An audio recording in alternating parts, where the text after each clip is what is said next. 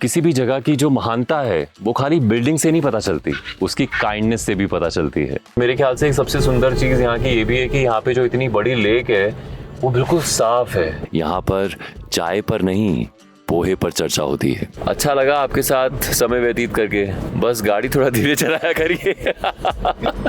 आज के नमस्ते इंडिया में मैं जहाँ पर हूँ उसके 3 हिंट्स आपको देता हूँ।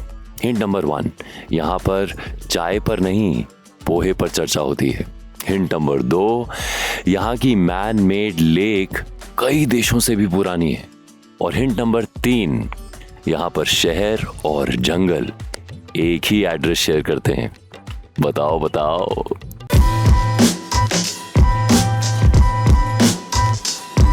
एक दिन, एक हफ्ता या कुछ घंटे, आखिर कितना वक्त लगता है एक शहर को जानने के लिए, उसे समझने के लिए? शायद जमाना लग जाए, लेकिन मेरे पास कुछ घंटे ही हैं इस शहर को जानने के लिए। नमस्ते इंडिया में हम किसी भी शहर को बस देखने नहीं आते, ये समझने आते हैं कि उस शहर की धड़कन आखिर चलती किससे, वहां के लोगों से, खाने से, वहां पर जो जगह है उनसे, या फिर किसी और चीज से। इन 2 दिनों में मेरे पास अपने प्ले के अलावा सिर्फ चंद घंटे हैं इस शहर को अच्छे से समझने के लिए, और ये जानने के लिए कि भोपाल सिर्फ देखने की जगह है या महसूस करने की।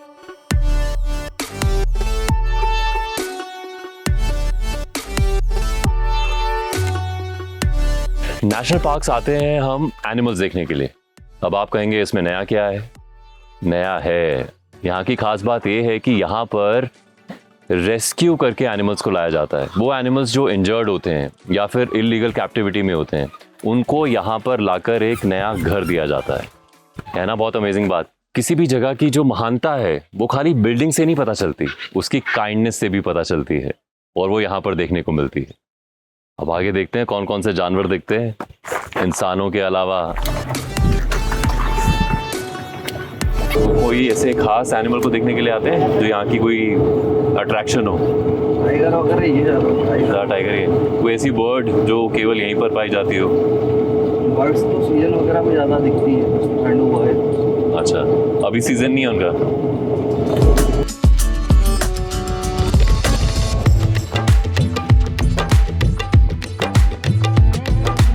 जब छोटे होते हैं ना, जब बच्चे होते हैं, तब जू जाना बड़ा अच्छा लगता है।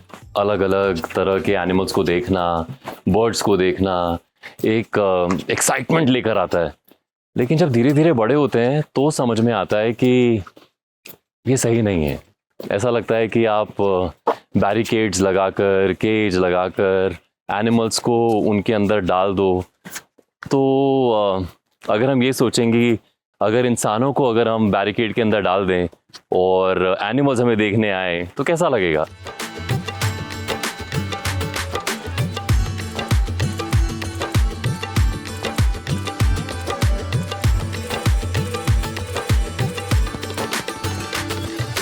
भोपाल में जो साफ सफाई चारों तरफ दिखती है, ये आज से है या पहले से ही है? ये होने लगे, मतलब कुछ सालों से होने लगी। कुछ सालों से होने लगी।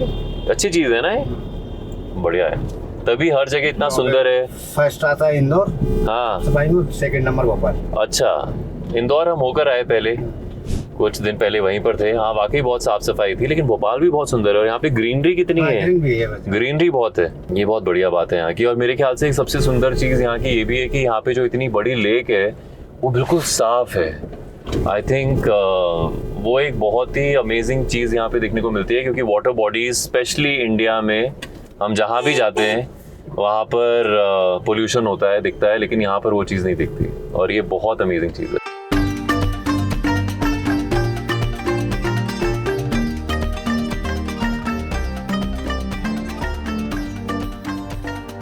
मैं भोपाल की तंग गलियों से आशिक हुई, तुम बड़े तालाब सी सुकून देने वाली दीवानगी मेरी। आज शेर देख कर आया हूँ ना, इससे सोचा शेर ही मार देता हूँ।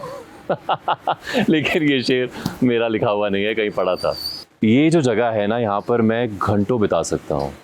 जो मैंने आपको स्टार्टिंग में बोला था कि किसी शहर की धड़कन क्या होती है, हमें वो जानना है, तो मुझे लगता है भोपाल की धड़कन ये लेक है, जिसे भोजताल बोलते हैं। 11th सेंचुरी में कहा जाता है राजा भोज ने ये लेक बनवाई थी, और उसके पीछे भी एक कहानी है। वो ये कि उनको कोई स्किन डिजीज़ थी जिसके लिए उन्हें ये कहा गया कि तकरीबन 300 कुछ ट्रिब्यूटरीज़ का पानी लाना पड़ेगा, और उसमें अगर वो रोज़ नहाएंगे तो उनकी स्किन डिजीज़ ठीक हो जाएगी। फिर क्या, उन्होंने ये लेक बनवाई और बाद में उनकी स्किन डिजीज़ ठीक भी हुई, ऐसा लोग कहते हैं, मानते हैं।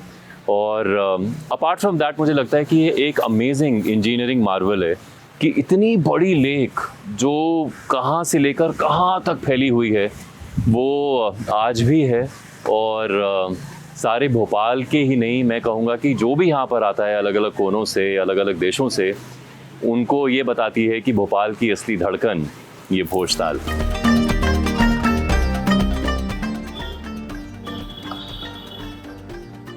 चाय हो तो ऐसी हो वरना ना हो। अभी हमें राजू टी स्टॉल पर, और साथ में है खस्ता समोसा और कचौड़ी, जो कि यहाँ ऊपर रखी हुई है क्योंकि जगह नहीं थी। अगर आप भोपाल आएँ तो यहाँ की चाय और ये खस्ता कचौड़ी और समोसा ज़रूर खाएं। मुझे याद नहीं आ रहा कि लास्ट टाइम मैंने ऐसी खस्ता कचौड़ी कब खाई थी। जैसा कि मैंने पहले कहा, अगर आप भोपाल आएँ तो राजू टी स्टॉल की कचौड़ी, चाय, समोसा भी ट्राई ज़रूर कीजिएगा। सर। हाँ सर, आप उदास क्यों हैं? तुझे तो पता है। हाँ, पता तो है, लेकिन फिर भी मैं जानना चाहता हूँ आप उदास क्यों हैं? तू जानना नहीं चाहता है, तू वो क्या बोलते हैं, जख्म में नमक रगड़ना चाहता है। तुझे पता है ना, मुझे शेव करना पड़ेगा अभी। जी जी जी जी। अभी मैं शो के लिए जा रहा हूँ, उसके लिए मुझे क्लीन शेवन होना पड़ता है। इसी के लिए ये मेरा मजाक बना रहा है। इसका नाम है चंदन, और इसको आप कभी मत भूलना। कल नेचर मिली और आज कल्चर और कार्ब्स मिलने वाले हैं। सच में किसी भी शहर को वाकई में समझना हो ना, तो उसका खाना खाना सबसे पहली प्रायोरिटी होती है कि नहीं?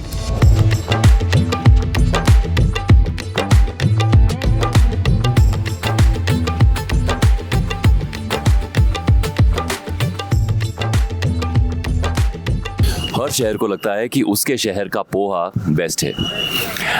पोहे को लेकर कहा जाता है कि पोहे की शुरुआत महाराष्ट्र से हुई और वो धीरे धीरे एमपी में आया।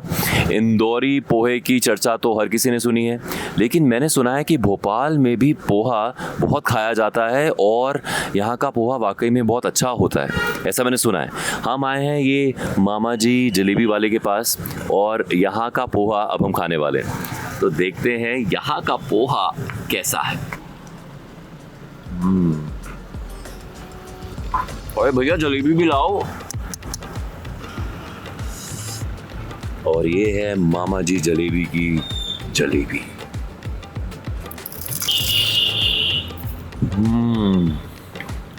ऐसा ब्रेकफास्ट बड़े बड़े 5 स्टार होटल्स में भी नहीं मिलता। मजा आ गया।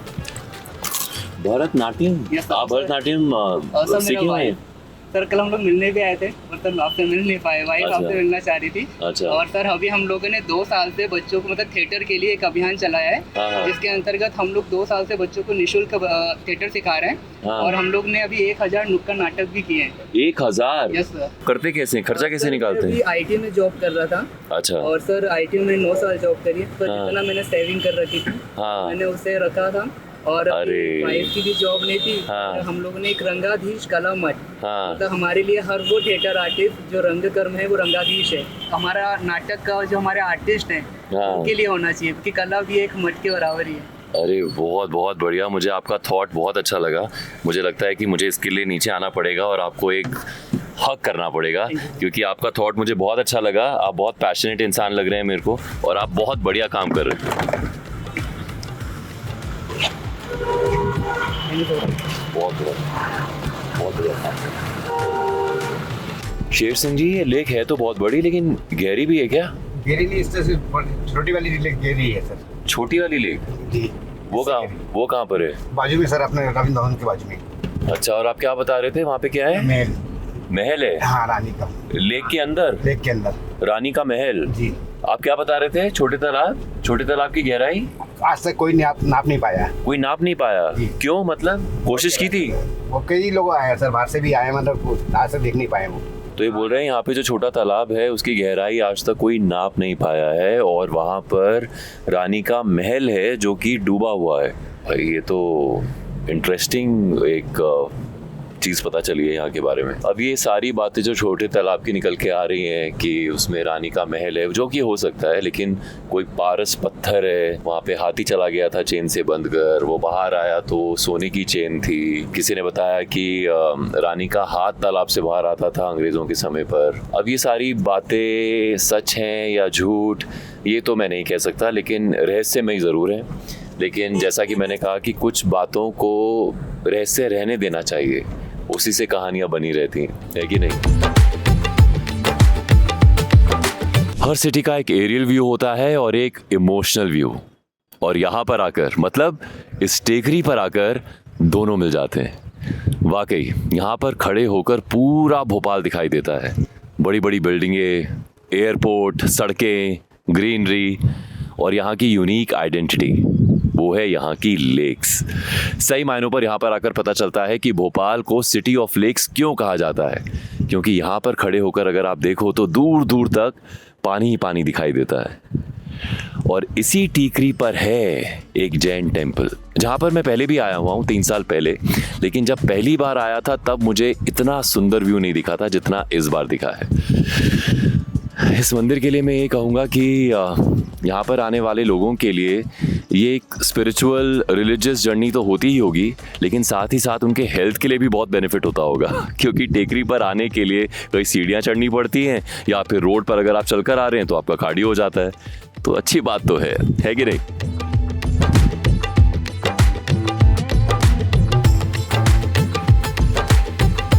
क्या हो गया सर?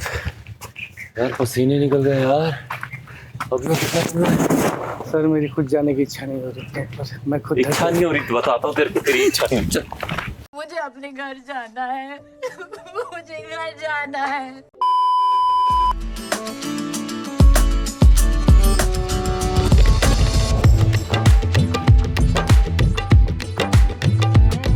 मेरे कृष्ण प्ले के लिए अपना टाइम निकालने के बाद 2 दिनों में मेरे पास थे केवल चंद घंटे भोपाल को एक्सप्लोर करने के लिए। और इसमें हम गए वन विहार, हम गए राजू की टी स्टॉल, वहाँ पर खाई हमने कचौड़ी, पी बहुत ही बढ़िया चाय, और फिर हम गए लेक पर, फिर हम आए टीकरी पर, और टीकरी में हमने दर्शन किए जैन टेम्पल में। ऑल इन ऑल मैं ये कहूँगा कि नमस्ते इंडिया में हम सिर्फ शहर को नहीं देखते, हम जानते हैं उस शहर की धड़कन को, और यहाँ की धड़कन है यहाँ के लोग। नमस्ते इंडिया के एपिसोड में आज इतना ही। मिलेंगे नेक्स्ट एपिसोड में एक नए शहर में। नमस्ते इंडिया।